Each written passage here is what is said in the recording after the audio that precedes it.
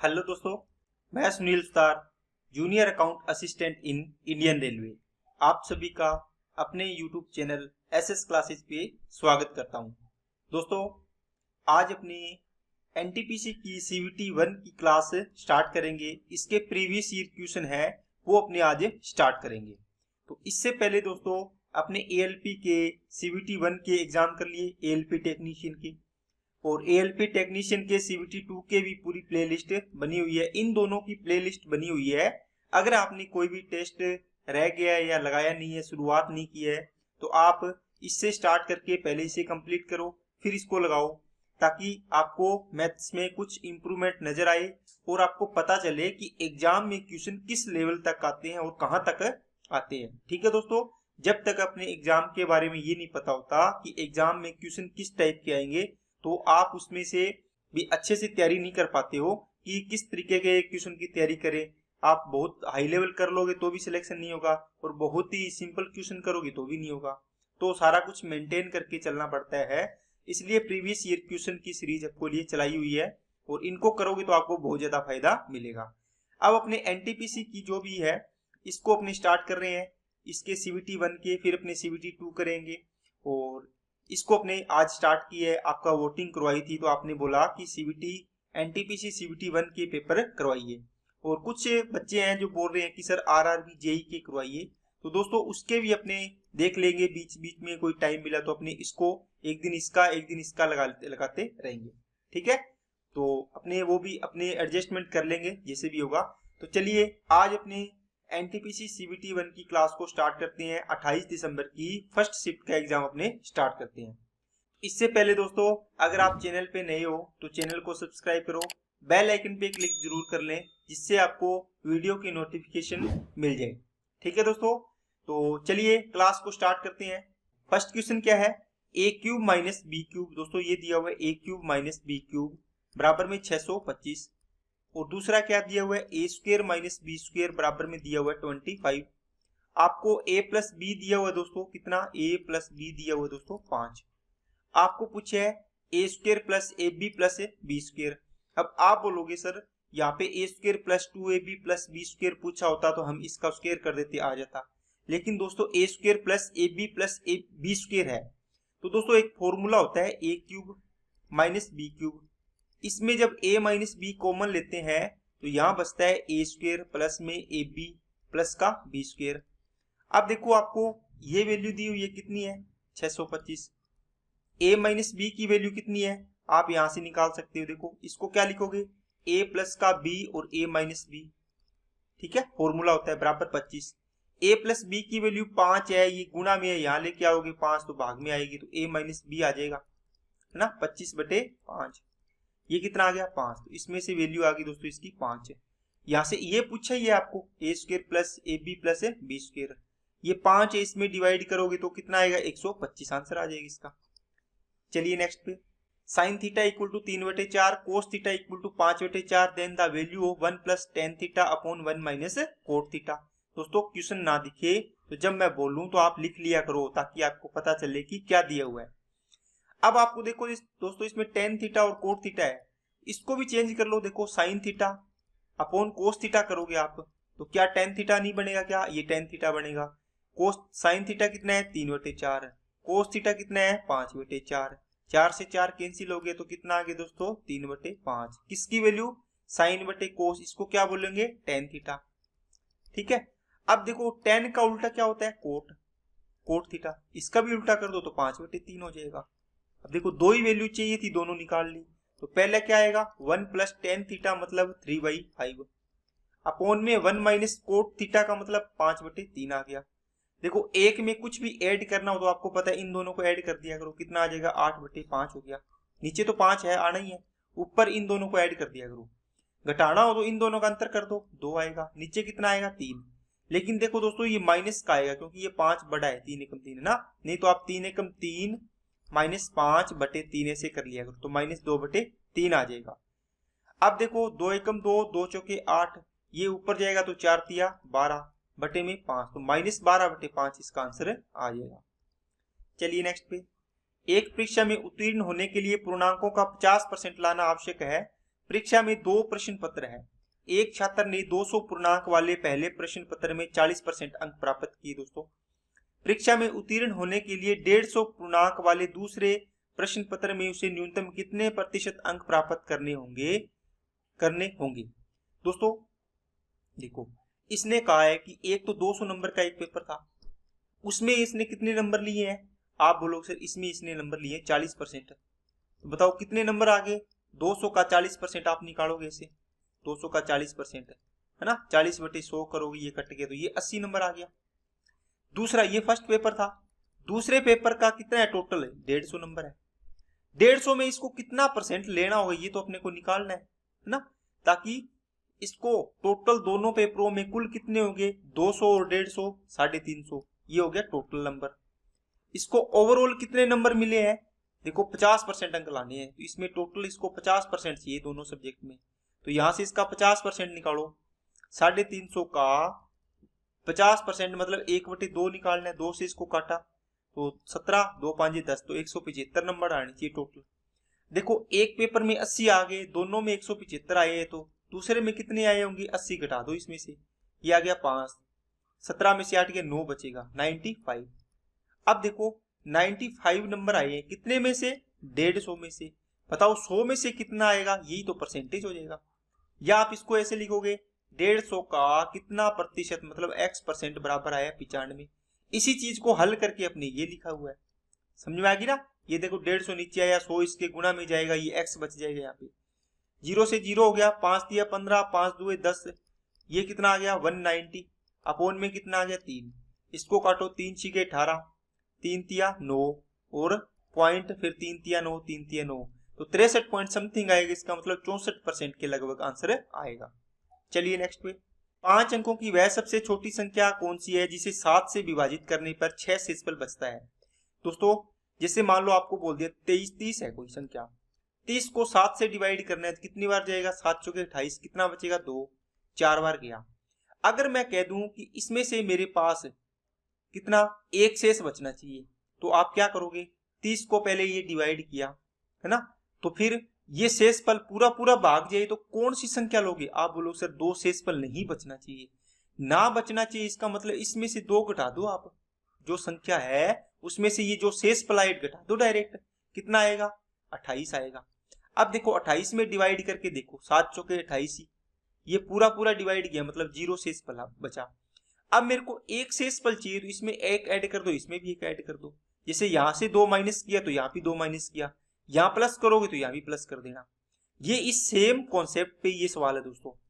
5 अंकों की संख्या है, जैसे मान लो 1 0 0 10 जा रही है क्या 5 अंकों की, इसमें डिवाइड करोगे कितना आएगा 7 एकम 7, 3 फिर 0 उतार लिया, 7 चौका 28, फिर 2 आ गया, फिर 0, 7 2 2 14, फिर 6 आ गया, फिर 0 उतार लिया, 7 2 8 56, ये आएगा 56, बचेगा कितना दोस्तों 4।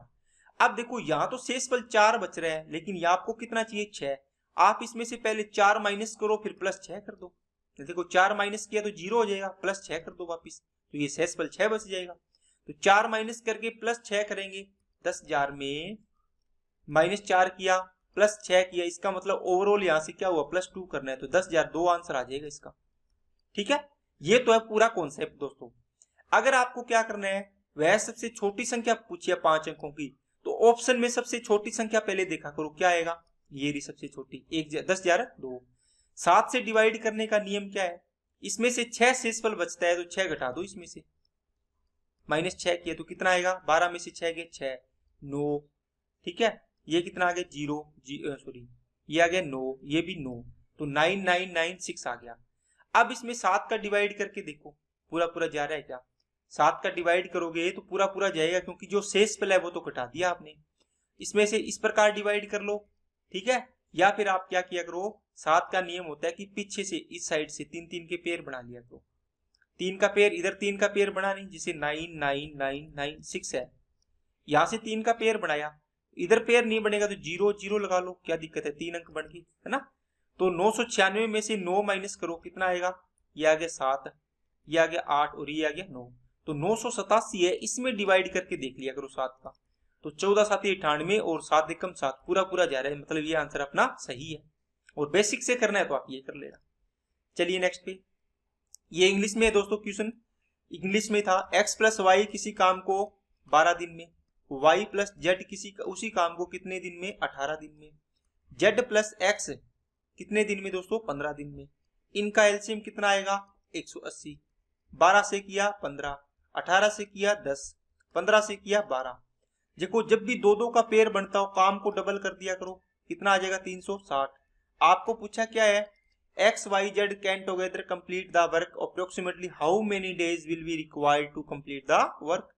तीनों को काम करवाना है तो काम को कर दिया डबल। अब तीनों को काम करवाना है, इनको ऐड करो, 15 और 10 25, 25 और 12 37, तो 37 से डिवाइड कर दो क्योंकि सभी को जोड़ दिया, क्योंकि ये डबल था तो आपने काम को भी डबल कर दिया। अब इसको डिवाइड करो, 37 देखो कितनी बार जाएगा, 10 गुना करेंगे इसका तो 370 बनेगा, लेकिन ये 370 से थोड़ा सा कम है, मतलब 9 बार जाएगा तो 9 पॉइंट समथिंग आएगा ये आंसर। तो यहाँ देखो ऑप्शन देखोगे तो आपको आगे करना ही नहीं पड़ेगा, आप बोलो सर 9 पॉइंट समथिंग मतलब 10 के लगभग आंसर आएगा, तो ये आंसर हो जाएगा 10। चलिए नेक्स्ट पे, वह सबसे बड़ी संख्या ज्ञात कीजिए जिससे 155, 260, 315 को विभाजित करने पर क्रमशः 5, 10 और 15 शेषफल बचता है।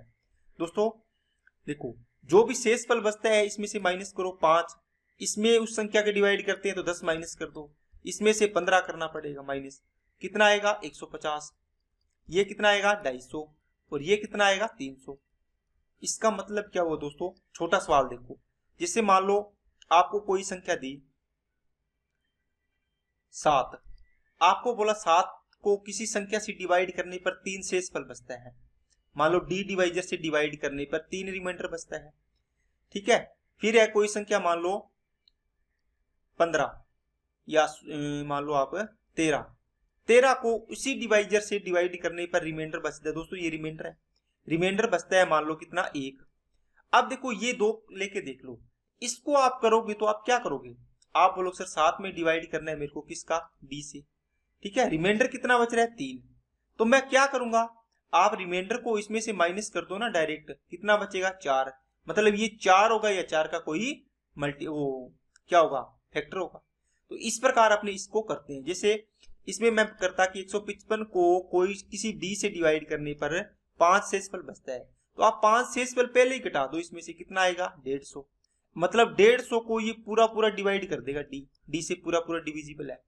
इसी प्रकार 260 है, 260 को डी से डिवाइड करेंगे तो कितना शेषफल बचता है 10, मतलब ये 10 मैं घटा दूंगा इसमें से तो 250 बचेगा, मतलब 250 को ये पूरा पूरा डिवाइड कर रहा होगा। इसी प्रकार 300 कितना है दोस्तों 15, इसको डी से डिवाइड करने पर 15 शेषफल बचता है। अगर मैं ये 15 शेषफल माइनस कर दूं इसमें से तो कितना बचेगा 300, मतलब 300 को ये पूरा पूरा डिवाइड करेगा। तो तीनों में ये देखो अपने को संख्या देखने की इन तीनों को डिवाइड करना है ना, तो वह सबसे बड़ी संख्या, इसका मतलब है 150, ठीक है, 250 और 300 का आपको चाहिए बड़ी से बड़ी संख्या का मतलब एचसीएफ चाहिए।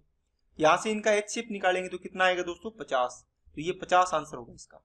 ये इसका पूरा कॉन्सेप्ट होता है, इतना नहीं करना होता, जो भी शेषफल आए उसको माइनस करो, जो बच्चे आपको बड़ी से बड़ी संख्या पूछी है इनका डिफरेंस करो, कितना आएगा 100, इनका डिफरेंस कितना आया 50, 50 और 100 का एचसीएफ कितना आएगा 50 आएगा, तो ये आंसर हो गया, ठीक है ना। चलिए देखो दोस्तों थोड़ा थोड़ा बेसिक भी सीखते रहा करो, ताकि कई बार क्वेश्चन थोड़ा टेढ़ा आ जाए तो आपको करने में दिक्कत ना आए, है ना। एकदम अपने ट्रिक सीखेंगे, अगर वहां पर नहीं लगी तो फिर आपका सवाल रह जाता है। चलिए एक कलम में महिलाओं की संख्या का पुरुषों की संख्या से अनुपात 3:2 है, मतलब फीमेल का और मेल का रेशियो है दोस्तों 3:2। हाल ही में 300 महिलाएं कलम में शामिल हो गई, 5 अनुपात और अनुपात 5:2 हो गया, इसका मतलब है इनका अनुपात हो गया 5:2। इसका मतलब क्या हो दोस्तों, महिलाएं शामिल हुई है प्लस हुई है, कितनी हुई है 300। क्या पुरुष शामिल हुए हैं क्या, नहीं हुए।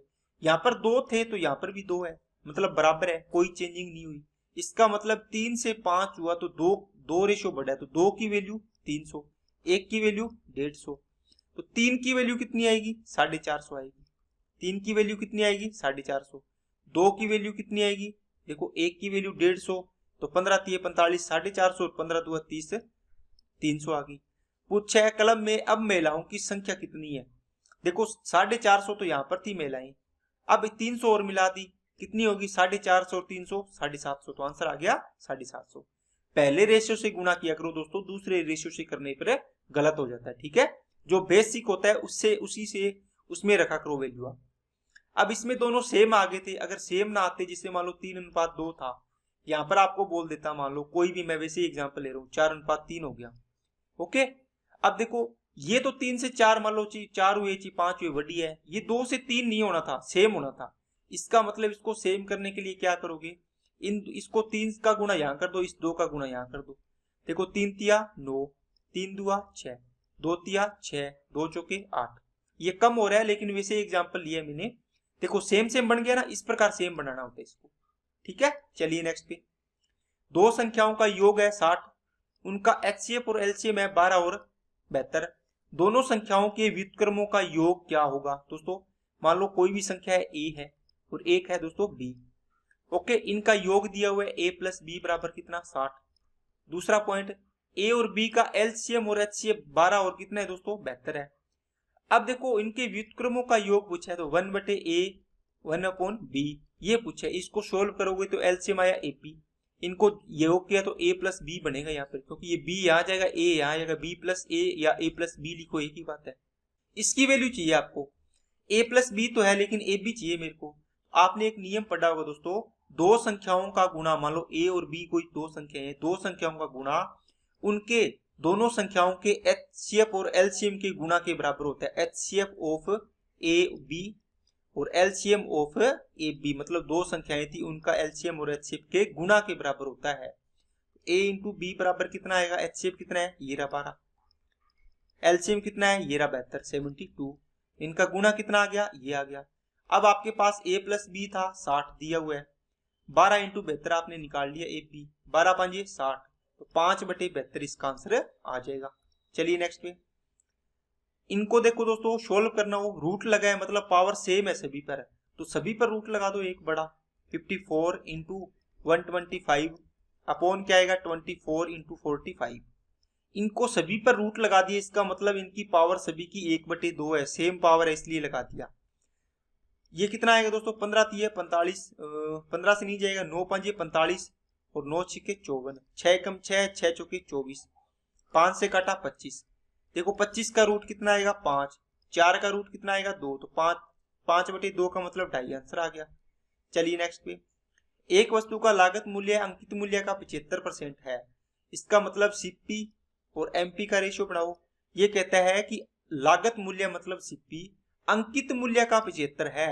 मान लो अंकित मूल्य 100 रुपए है तो लागत कितना हो गया 75, 100 का 75 75% 75 आ गया। यदि 15% की छूट दी जाए तो लाभ या हानि परसेंट क्या होगा दोस्तों। छूट किस पे दी जाती है, एमआरपी पे। 100 रुपए एमआरपी है, इस पर 15% आपने छूट दे दी तो कितने में बेचोगे आप, एसपी आएगा इससे 85 में। अब आपको पूछा है लाभ या हानि। देखो 75 रुपए में खरीद कर 85 रुपए में बेच रहे हो, 10 रुपए का लाभ हुआ कितने पर, 75 पर। तो 100 में से कितना लाभ होगा ये निकालना है आपको, ये प्रॉफिट परसेंट आ जाएगा इसका, ठीक है। 5 दुए 10, 5 से काटा 15, 5 दिया 15, 5 से कटा 20, 20 दुआ 40, तो 40/3% आ गया, तो 13 से 1/3 इसका आंसर आ जाएगा। चलिए नेक्स्ट पे, हरीश के मासिक वेतन 45,000 में से 1/3 शिक्षा पर, 2/6 भोजन व अन्य आवश्यकताओं पर खर्च होता है, शेष वेतन की वह बचत करता है, बचत की राशि कितनी है दोस्तों 1/3, यहाँ पर 2/6 है, इसको सोल्व करोगे तो 1/3 ही आ जाएगा, 1/3। देखो 3 ही पहले किया है शिक्षा पर, फिर भोजन पर और एक कुछ बच गया अदर पर। तो इसमें बताओ टोटल आप 3 रुपए खर्चा मान लो, इसका इनकम मान लो, 3 में से 1 रुपया खर्च किया इसने फूड पर, 3 में से फिर 1 रुपया खर्च किया इसने किस पर, भोजन पर। बच गया कितना, 1 और 1 2 हो गया, बच गया कितना, सेव किया इसने दोस्तों 1 2 और 1 और बच गया तो 1 सेव किया। तो 45,000 है, ये टोटल कितने की वैल्यू है 3 की। इसमें से आपको पूछा है बचत कितने की, 1 की, तो 1 की वैल्यू निकाल दो, कितना आ जाएगा 15,000 आ जाएगा, ठीक है ना, ये आंसर आ गया। 3400 रुपए की राशि पर 4 वर्ष का साधारण ब्याज 680 ब्याज की दर। देखो 4 वर्ष का साधारण ब्याज 180 रुपए है, तो 1 वर्ष का एसआई कितना आएगा दोस्तों, 4 से डिवाइड करो, 17 चौके 68, 170 रुपए आएगा। 170 रुपए ब्याज मिला है मेरे को कितने पर, 3400 रुपए पर। बताओ 100 में से कितना मिलेगा, ठीक है ना। 17 एकम 17, 17 दूआ 34, 20 आ गया, 20 5 100, तो 5% दर आ गई दोस्तों। देखो मैंने एक साल का इसलिए निकाला है क्योंकि दर हमेशा एक साल की होती है, वार्षिक होती है। 5% इसके आगे अपने वार्षिक लिखेंगे पर ईयर। या फिर आप क्या करोगे, रेट परसेंटेज निकालना हो तो ब्याज SI इंटू 100 डिवाइड बाई में मूलधन प्रिंसिपल इंटू में टाइम। ये कितना है 680 इंटू में कितना 100 डिवाइड कितना 3400 मूलधन, टाइम कितना 4। देखो मैंने पहले इसको डिवाइड कर लिया, 170 यहाँ लिख लिया था, इसके नीचे 3400 आ गए, ये 100 लगा दिया था। ये चीज मैंने एक साल की पहले निकाल ली थी। अगर आप ये नहीं निकालते हो तो इस तरीके से भी कर सकते हो। चलिए नेक्स्ट पे, एक आयत की लंबाई इसकी चौड़ाई से दुगुनी है। दोस्तों एक आयत है, ठीक है, एक आयत की लंबाई इसकी चौड़ाई से दुगुनी, चौड़ाई x है तो ये कितनी हो जाएगी 2x हो जाएगी। और आयत का परिमाप 48 है। परिमाप क्या होता है दोस्तों, लंबाई प्लस चौड़ाई का दुगुना होता है। तो 2x प्लस 3x हो गया x, 3x को डबल करो 6x, तो ये हो गया परिमाप, बराबर किसकी है 48 की। 6 8 48, x की वैल्यू आ गई दोस्तों 8। आपको पूछे क्षेत्रफल क्या होता है, लंबाई इंटू चौड़ाई, तो 2x इंटू x कितना हो गया 2x स्क्वायर। ओके, तो 2 इंटू 8 का स्क्वायर 64, 64 दूना 128 आंसर आ जाएगा इसका। चलिए नेक्स्ट पे, x बाई 2 प्लस 2y बराबर में 1 और y upon 2 plus 2 upon z बराबर 1, तो z upon 2 plus 2 upon x की वैल्यू आपको पूछी है। दोस्तों देखो इसमें वेरिएबल 3 है लेकिन इक्वेशन कितनी है, एक इक्वेशन ये है एक ही है, तो 2 ही है, तो इसमें आपको एक की वैल्यू पुट करनी पड़ेगी। जैसे इसमें भी y है और इसमें भी y है, तो y की वैल्यू आप कुछ भी पुट कर लो, एक पुट कर लो, ठीक है। तो यहाँ पे पुट करो x अपॉन कितना आ गया 2 प्लस 2 अपॉन कितना आ गया 1 बराबर में 1। यहाँ से x अपॉन 2, ये 2 आ गया ना, ये इधर जाएगा तो माइनस का 1 आएगा, तो x बराबर कितना आ गया माइनस का 2 आ गया। इसी प्रकार इसमें भी y की वैल्यू पुट किया तो 1 बटे 2 प्लस 2 बटे में z बराबर में 1 आ गया। ये इधर जाएगा तो 2 बटे z बराबर में कितना आएगा 1 बटे 2 बच जाएगा, क्योंकि 1 में से 1 बटे 2 माइनस होगा आधा, तो ये z इधर ले जाओ तो z बराबर कितना आ गया 4 आ गया। आपको पूछे x की वैल्यू, देखो z कितना आया 4 बटे 2 प्लस 2 बटे माइनस 2, यहां से कट गया, ये आ गया 2 और ये कितना आ गया माइनस 1, इसका आंसर कितना आ गया 1, ठीक है। चलिए नेक्स्ट पे, 2400 के 12% में क्या जोड़े कि योगफल 5400 के 18% के बराबर हो जाए। देखो 2400 का 12% निकालना है, प्लस इसमें क्या जोड़े कि किसके बराबर हो जाए 5400 के 1800% की, ओके, इसके बराबर हो जाए। इसको सोल्व करो, परसेंटेज से ये डबल जीरो कट गया, 18 चौके 72, 18 5 90 और 7 97। अब देखो ये कितना आएगा, परसेंटेज से ये कट गया डबल जीरो, 12 चौके 48 और 12 2 24 और 4 28, 288 में क्या जोड़े कि इसके बराबर आ जाए, तो ये इधर जाके माइनस कर दो 288, 12 में से 8 गए 4, इकाई अंक 4 किसका आ रहा है इसका, तो ये आंसर हो जाएगा। आगे सोल्व मत किया करो दोस्तों, जब अगर यहाँ भी 4 होता तो अपने करना पड़ता है ना, लेकिन यहाँ नहीं है, एक ही इकाई अंक का, तो आप आगे सोल्व क्यों कर रहे हो, आपका आंसर आ गया है। चलिए नेक्स्ट, 1 बटे sine square 65 degree plus cos square 65 degree. दोस्तों आपने फॉर्मूला लिखा होगा sine square theta plus cos square theta, इसका मतलब बराबर क्या होता है 1। थीटा का मतलब क्या हुआ, देखो थीटा ही है ये, यहाँ पे थीटा कर दो, यहाँ भी थीटा है, यहाँ 65 है, यहाँ भी 65 है, तो इसका मान कितना हो गया 1 हो गया, तो 1 बटे 1 मतलब 1 आ गया। ये क्या होगा, देखो साइन थीटा है, इसको आप लिख सकते हो दोस्तों कोस 90 माइनस थीटा, ओके। इसको चीज को अपने लिखेंगे तो 90 में से 15 थीटा घटाओ, इसमें से कितना आएगा कोस 75 आएगा, तो कोस 75 बटे कोस 75 1 आ गया। प्लस सेम किस में लगाओगे, चाहिए कोस को चेंज कर लो, चाहिए नीचे वाले को, कोस 65 है तो इसको क्या करोगे, कोस 65 डिग्री को आप लिख सकते हो साइन 90 माइनस 65, तो ये कितना बनेगा साइन 25 बन जाएगा, इसको घटाओगे तो साइन 25 बटे साइन 25 1 आ गया, 3 हो गया, 3 बराबर क्या आ गया दोस्तों √3 टेन थीटा। यहां से इसको काटा तो क्या आ गया √3 बराबर में टेन थीटा। अब बताओ टेन थीटा, थीटा की वैल्यू क्या रखें कि √3 आ जाए मान, तो आप बोलोगे सर टेन 60 का मान होता है √3। अब कुछ बच्चे होंगे जिसको ये नहीं समझाया होगा, दोस्तों टेन थीटा ये था √3 टेन थीटा बराबर 3, तो टेन थीटा बराबर क्या आएगा 3, इसको √3 इंटू √3 लिख सकते हैं ना, अपोन में ये √3 आ जाएगा इधर वाला नीचे, ये इससे कट गया तो ये बच गया, ठीक है ना, तो ये आंसर आ जाएगा। नेक्स्ट 6/5 इसको सोल्व करोगे दोस्तों देखो 4 एकम 4 और 3 एकम 3 हुए 6, तो 4 और 6 10 बन गया। तो 6/5 इंटू में 10 बटे कितना बनेगा, 4 तिया 12 बनेगा। इसको काटो, 12 5 60 और 12 5 60 1 बन जाएगा। इसको सोल्व करो, 20 तिया 60 और 120 तो 180 हो गया। तो 5/6 इंटू में 180 बटे में 200 आ गया। 0 से 0 कट गया, 5 एकम 5 5 चौके 20, 6 तिया 18, तो ये आ गया दोस्तों 3/4 आ गया। माइनस का 1/6 है। अब इसमें से एलसीएम ले लो दोस्तों, इसके बटे में 1 लगा लो, एलसीएम आएगा 12। यहां से किया तो 12 आ गया, माइनस 4 तिया 12 3 तिया 9 आ गया, 6 दूनी 12 2 आ गया। तो 12 में से 11 गया, 1 बटे में 12, तो 1/12 इसका आंसर आ गया। चलिए नेक्स्ट, 2 की क्यूब 8 और 9 17 और 1 18। देखो 18 बन गया, 180 में 18 का डिवाइड करेंगे कितना आएगा, 10 आएगा। तो ये आ गया प्लस का 10, तो 37 और 10 47 में से 20 गया, 27 बच जाएगा। चलिए इसका इकाई अंक बताना है दोस्तों, यूनिट डिजिट क्या आएगा। इसका इकाई अंक 6 है, इसका 4 है, इसका 8 है, इसका 4 है। 4 8 32, 2 आ गया यहाँ से। फिर 2 और 4 का गुणा करो, कितना आ गया, 2 चौके 8 8 आ गया। 8 और 6 से देखो 8 6 48, कितना आ गया, 8 आ गया। ये आंसर आ गया।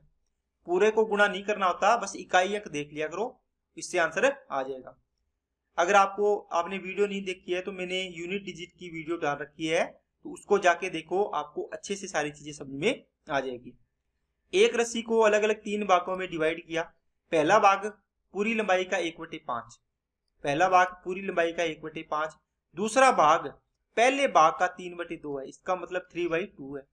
इन दोनों का एलसीएम ले लो दोस्तों, कितना आएगा, 5 दूए 10 आएगा। मतलब जो रस्सी है वो पूरी 10 मीटर की है।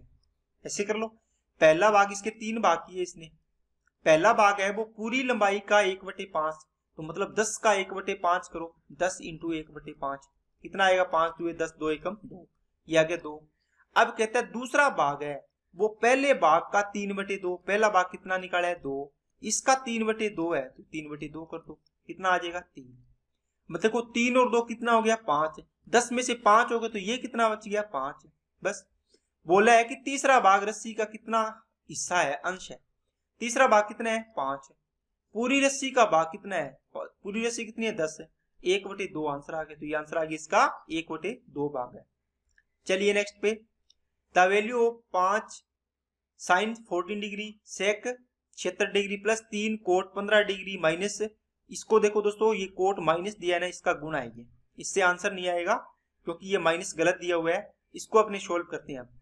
देखो आपने देखा कि देखो साइन 14 डिग्री दिया हुआ है। अभी मैं आपको एक कॉन्सेप्ट बताया था, साइन थीटा इक्वल टू होता है कोस 90 माइनस थीटा। ठीक है, तो साइन 14 डिग्री है, इसको क्या लिख सकते हो आप बोलोगे सर कोस 90 में से थीटा की वैल्यू, ये थीटा यहाँ आता है, यही माइनस होता है यहाँ से, तो ये 90 में से थीटा माइनस करो 76 डिग्री आ जाएगा। मतलब ये आपस में बराबर है। यहाँ देखो 5, यहाँ लिखोगे आप कोस 76 डिग्री, ये लिखा सेक 76 डिग्री। अब बताओ इसको चेंज करोगे तो 1/कोस बनेगा, तो कोस से ये कट जाएगा, मतलब 1 आएगा। यहाँ से तो आ गया 5। इसी प्रकार इसको चेंज करोगे आप तो क्या बनेगा दोस्तों, बताओ। इसको चेंज करोगे तो कोट थीटा बराबर होता है tan 90 माइनस थीटा, होता है ना। अब देखो इसको चेंज करोगे तो tan 90 में से घटाओगे कितना आएगा, 15 घटाओगे तो 75, तो tan 15 75 और इंटू में कोट 75 है, इसकी वैल्यू कितनी हो जाएगी दोनों को, क्योंकि कोट 75 को अपने 1/tan 75 लिखेंगे तो tan से tan कट जाएगा, मतलब 1 आएगा यहाँ से। तो यहाँ से भी 3 इंटू 1 मतलब 3 आ गया, प्लस 2 इंटू tan 45 का मान 1 होता है, इसका मतलब ये तो 1 आ गया। तो 5 और 3 8, 8 और 2 10 आंसर आ जाएगा। ठीक है दोस्तों। चलिए एक त्रिभुज के 3 कोण है, सबसे बड़े कोण की माप दोस्तों, 3 कोण है 2x प्लस 3x माइनस का 8 प्लस का 5x माइनस का 12 इक्वल टू तीनों कोणों का योग होता है दोस्तों 180 डिग्री। 2 और 3 5 और 5 10x, 12 और 8 कितना हो गया माइनस का 20, इधर आके प्लस का हो जाएगा, तो ये हो गया दोस्तों 200। x की वैल्यू कितनी आ गई, 20 आ गई। अब देखो 20 दुआ 40 आ गया, पहला 40 डिग्री आ गया। 20 दिया 60 में से 8 गया 52 डिग्री आ गया। 20 5 100 में से 12 गया 88 डिग्री आ गया। सबसे बड़ा कोण कौन सा है, 88, तो ये आंसर हो गया इसका। चलिए नेक्स्ट पे, एक सिलेंडर की ऊंचाई कितनी है 14, वक्र पृष्ठीय क्षेत्रफल इतना है, आयतन पूछा है, दोस्तों वक्र पृष्ठीय सिलेंडर का वक्र पृष्ठीय क्षेत्रफल क्या होता है 2 पाई आर एच बराबर कितना 528। अब देखो कुछ बच्चे होंगे पहले इससे आर की वैल्यू निकालेंगे क्योंकि आर निकालना है, फिर आप इसका आयतन पूछे तो पाई आर स्क्वायर एच है, इसमें वैल्यू पुट करेंगे 22/7 रखेंगे, पूरा करेंगे, फिर इसको निकालेंगे क्योंकि यही पूछा है ना आपको। देखो दोस्तों आप थोड़ा सा दिमाग लगाया करो। कैसे? आप यहां से देखो इस 2 को मैं इसके नीचे ले जाता हूं तो क्या बचेगा पाई आर एच। 2 को यहां ले गया, डिवाइड करो कितना आएगा 2 2 4 2 6 12 और 2 चौके 8। क्या आप बताओ इसको आप तोड़ोगे पाई आर एच इंटू आर लिख सकते हो क्या? इसको बताओ। आर को मैं आर इंटू आर करके आर बार लेके इसको लिख लिया। इसकी वैल्यू तो पता है ना आपको, ये है कि नहीं है? बस आर की वैल्यू रखेंगे आपका आंसर आ जाएगा। देखो यहां से आर की वैल्यू निकाल लो जल्दी सी, है ना। अगर पूरा करोगे तो बहुत टाइम लगेगा। अब यहां से आर की वैल्यू निकालोगे तो 264, इसके नीचे आएगा पाई, पाई का मतलब 22/7 है, वो ऊपर चला जाएगा। आज एच की वैल्यू यहाँ आएगी, वो कितना है 14 दिया हुआ है, 7 दुए 14, 22 दुआ 44, या फिर इसको काट लो, 2 से इसको काटो पहले 13 आएगा और ये आ गया 32, तो 22 6 132, तो आर की वैल्यू तो आ गई 6। अब 6 यहाँ रख दो, 6 से गुना कर दो, 6 चौके 24, इकाई अंक 4 2 बार आ रहा है, चलो कोई ना, 6 6 36 और 2 28 38, 8 आ रहा है क्या? देखो इसमें 4 आ रहा है, इसमें 4 आ रहा है, ये नहीं होगा, इसमें 4 आ रहा है, इसमें 8 आ रहा है, और तो कोई है नहीं इकाई अंक वाला, ये आंसर हो जाएगा। क्या आपको टाइम कम लग गया क्या? है ना, इस प्रकार आपका टाइम भी बच जाएगा। चलिए नेक्स्ट पे, दो धनात्मक संख्याओं का अनुपात 3:7 है, उनका एलसीएम कितना है 231, तो छोटी संख्या क्या होगी? दोस्तों रेशियो में छोटी संख्या कौन है, 3 है या 7 है? आप बोलोगे सर 3 है, तो इसका मतलब जो ऑप्शन आएगा वो 3 का मल्टीपल होगा। क्या इन तीनों में 3 का मल्टीपल है क्या? नहीं है, तो ये आंसर हो जाएगा। अगर दो नंबर्स में अगर सेम हो, इसमें भी मान लो 3 का मल्टीपल होता तो कैसे करते?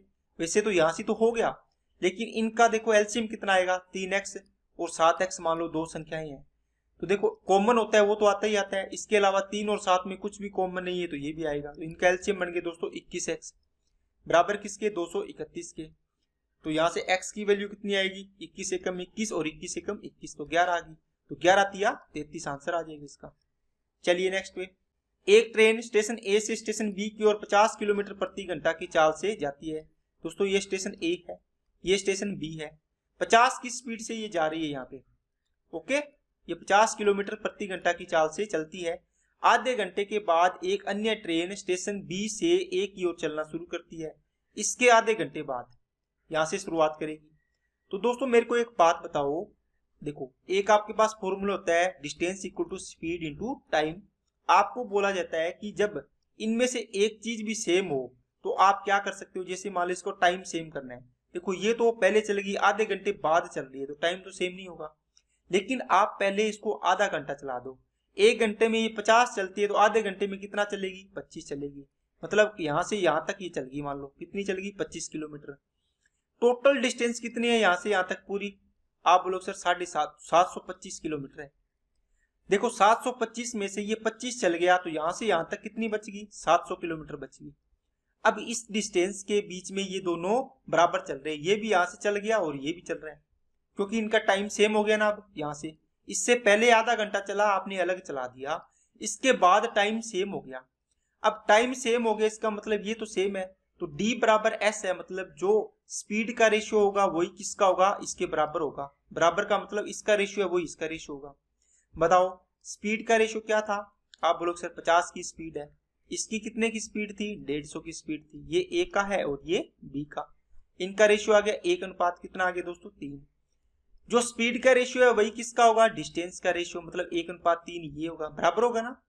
देखो 3 और 1 4, टोटल डिस्टेंस कितनी होगी 4 रेशियो में, लेकिन यहां पर कितनी है टोटल 750, सॉरी 700। एक की वैल्यू निकालोगे 4 एकम 4, 4 7 28 और 4 5 20, 175 किलोमीटर। आपको क्या पूछा है, तो स्टेशन ए से दूरी बतानी है, यहां से लेके कहा, मान लो ये यहां के बाद यहां से चल के यहाँ पे मिले, मान लो यहां से लेके आपको यहां तक की दूरी बतानी है कितनी आएगी, ये है ना, ये दूरी कितनी आएगी। तो आप क्या करोगे, आप बोलोगे सर यहां से यहां तक की मैं निकाल लूंगा, क्योंकि इस रेशियो के अकॉर्डिंग ये 1 चला है तो ये 3 चला है। आप एक रेशियो की वैल्यू निकाल ली, कितनी आएगी 175, मतलब ये 175 आई है, तो 25 ये पहले चल के आया था, ये 175 और 25 कितनी होगी 200 होगी। क्या बात समझ में आ गई क्या सभी को? तो रेशियो मेथड से आप इसको आसानी से सवाल को सोल्व कर सकते हैं। चलिए नेक्स्ट पे, किसी समचतुर्भुज के आसन कोणों का अनुपात 3:6 है, समचतुर्भुज के छोटे कोण की माप क्या होगी? दोस्तों देखो, समचतुर्भुज है, इसमें अपने बढ़ा लेते हैं। समचतुर्भुज होता है, इसकी सभी भुजाएं क्या होती है? बराबर होती है। इसका ये कोण मान लो अल्फा है, ये कोण मान लो बीटा है, तो ये कोण क्या होगा? अल्फा ही होगा। आमने सामने के कोण बराबर होती है। ये बीटा है तो ये भी बीटा होगा, बराबर होगा दोनों, ठीक है ना। अब देखो ये चारों भुजाएं क्या होती है? बराबर होती है। अब आपको देखो आसन कोण पूछा है, आसन कोणों का अनुपात 3:6 है। इसका मतलब 1 कितना है दोस्तों? 2 है। 3:6 का रेशियो दिया हुआ, तो इसको काटोगे तो 1:2 आ जाएगा, काटो ना तो भी आंसर आ जाएगा, 9 से करके करोगे तो भी आ जाएगा। अब बताओ आसन कोणों का योग कितना होता है? 180 डिग्री है। होता है कि नहीं होता? देखो ये आसन कोण है आपस में, कैसे? देखो ये मान लो ए है, ये बी है, ये सी है, ये डी है। अब देखो ये कोण लिखोगे तो आप कैसे लिखोगे? कोण ए डी सी। इसी प्रकार इसका आसन कोण ये बनाना है तो बी सी डी लिखोगे, कोण बी सी डी। बताओ इन दोनों में कॉमन क्या है? आप बोलो सर इसमें कॉमन है डीसी और डीसी। बताओ ये पार्ट इसमें कॉमन है, ये भी इस पॉइंट से निकल रहा है, ये भी इस पॉइंट से निकल रहा है, कॉमन लाइन होगी ना। ये अल्फा और बीटा क्या होगी? आपस में आसन कोण होगी। ये और ये बीटा और ये अल्फा आपस में आसन कोण होगी। इसी प्रकार ये अल्फा और ये बीटा भी आपस में आसन कोण होंगे। इसी प्रकार ये दोनों भी आसन कोण आपस में, ठीक है। तो बताओ इनका योग कितना हो गया? रेशियो में 3 की वैल्यू कितनी हुई? आसन कोणों का योग 180 डिग्री। एक की वैल्यू कितनी आएगी? 60 डिग्री। आपको क्या पूछा है? छोटा कोण। छोटा कोण मतलब 1:1 की वैल्यू कितनी आ गई? 60 आ गई, आंसर आ गया 60। अब कुछ बच्चे बोलेंगे सर 9 होता तो 3 और 6 9, तो 9 की वैल्यू कितनी? 180। 1 की वैल्यू कितनी आती? 20 डिग्री। तो 3 की वैल्यू कितनी आती? 60 डिग्री आ जाता। सेम आता आंसर तो, ठीक है ना। चलिए नेक्स्ट पे सोल्व करना है दोस्तों। ये कितना आएगा? देखो 2/3 होता है, ये आपको पता है 0.66 होता है, अगर थोड़ा बहुत ध्यान रखोगे तो। क्यों? क्योंकि 66 से 2/3% होता है। इसको आप ये लिखते हो 66.66%, है ना। इसको ये लिखो चाहे ये लिखो, इसी चीज का मतलब ये होता है। आप वैसे भी डिवाइड करोगे 2 में तो 0.666 यही आएगा। अगर आपको ध्यान रहेगा तो आपको भाग नहीं करना पड़ेगा। तो इसको क्या लिखोगे? 5.66 लिखोगे, 5.66। इसमें 0.73 ऐड करोगे, कितना आएगा? 9 13 6। इसमें से 3.123 कॉमन इसमें से घटा दो, ये आ गया 7, 8 में से 2 6 आ गया, और ये आ गया 2 आ गया, 6 में से 3 गया 3 आ गया, तो 3.26।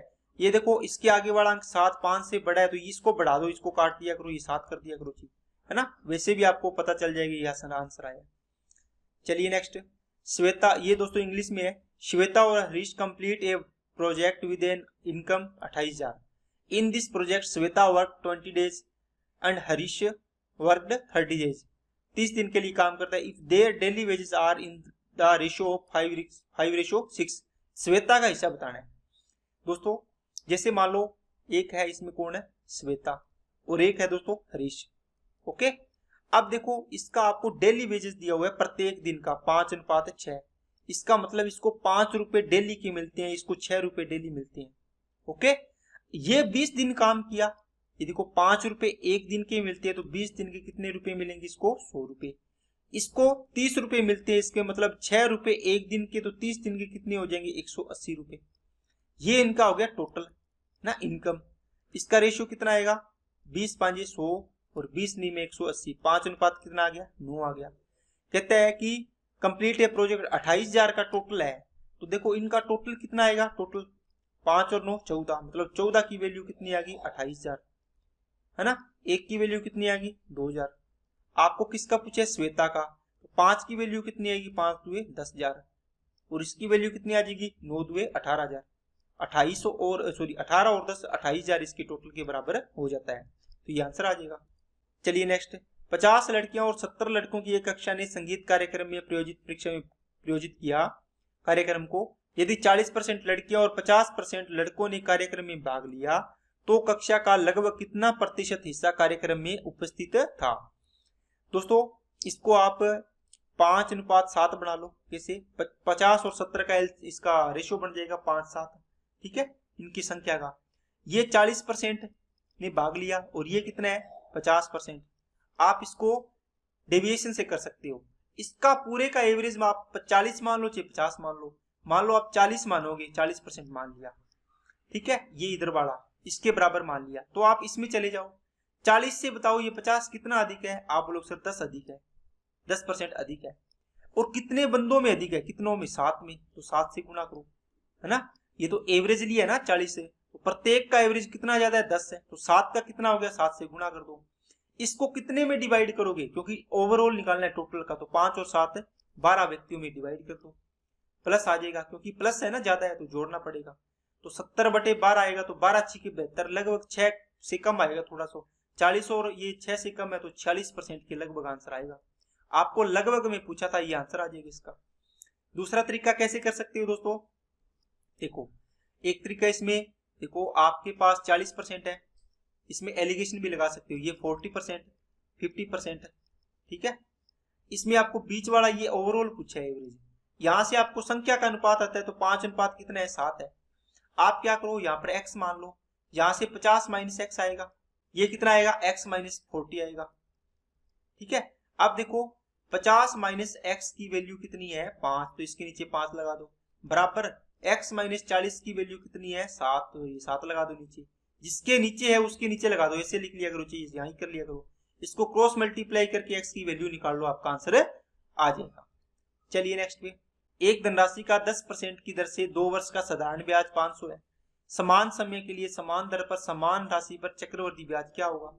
दोस्तों एक तरीका पहला, देखो साधारण ब्याज 10 हुआ 20%, तो 20% की वैल्यू कितनी होगी दोस्तों, 500, है ना। आपको पूछे इसी दर से इसी टाइम के लिए, तो CI बताओ कितना होगा यहाँ से, ये तो सिंपल इंटरेस्ट था, SI कितना होगा, आप बोलो सर 10 प्लस 10 इंटू 10/100, यही करते हो ना, x plus Y plus X Y by 100 से 21% इसका ब्याज आ जाएगा, तो 21% की वैल्यू निकाल दो, कितना आएगा, 500 डिवाइड बाई 20 इंटू में 21, 0 से 0 इसको काटा 25 को इससे गुणा करो, 21 5 105, 10 21 दूना 42 और 10 है 52, तो 525 रुपये आंसर आ गया। दूसरा तरीका इसमें क्या लगाओगे दोस्तों, 500 रुपये सिंपल इंटरेस्ट है 2 साल का, तो बताओ 1 साल का साधारण ब्याज कितना आएगा, 250 रुपये। अरे 2 साल का 500 रुपये है तो 2 में डिवाइड कर दो, सिंपल इंटरेस्ट बराबर बराबर होता है हर साल का। दूसरे साल भी कितना, 250, 10% की दर है, तो बताओ दूसरे साल इस पे ब्याज कितना लगेगा, इस पे ब्याज बनेगा दोस्तों 25, 250 का 10% 25। अब इसको जोड़ लो बस, ये तो सिंपल इंटरेस्ट था पहले साल का, सिंपल इंटरेस्ट दूसरे साल का, दूसरे साल में जो यहाँ पे प्रिंसिपल होगा उस पर तो ये 250 लग गया, फिर प्रिंसिपल पर दूसरे साल ये 250 लगेगा सिंपल इंटरेस्ट, तो फिर इस ब्याज पर ब्याज लगता है, ये आया, इसको जोड़ोगे तो अपने 525 बन जाएगा, ठीक है ना। ये कॉन्सेप्ट भी आपको आना चाहिए, ये तो चलो ये इससे निकल गया, सिंपल है, लेकिन दर निकालने के लिए ये कॉन्सेप्ट बहुत अच्छा है। तो दोस्तों आज की क्लास के अंदर सारे के सारे क्वेश्चन आपके कंप्लीट होते हैं, जितने भी क्वेश्चन करवाए हैं मैंने, तो अच्छे लेवल के क्वेश्चन थे, कॉन्सेप्ट सीखने वाले क्वेश्चन भी थे, मैंने बेसिक से भी करवाने की कोशिश की और ट्रिक से भी करवाने की कोशिश की है। अगर वीडियो थोड़ी लंबी बनी है तो आपको भी पता है मैंने 2-2 तरीके आपको बताए हैं, ताकि बेसिक भी आपका थोड़ा सा क्लियर हो जाए और ट्रिक से भी आप इसको कर पाओ। तो अगर वीडियो अच्छी लगे तो दोस्तों लाइक करना, चैनल को सब्सक्राइब नहीं किया तो चैनल को सब्सक्राइब करना और बेल आइकन पे क्लिक जरूर कर ले, और अपने दोस्तों के पास इसको ज्यादा से ज्यादा दोस्तों शेयर करना, ताकि उनको भी इसका लाभ मिल सके। ओके दोस्तों, थैंक यू।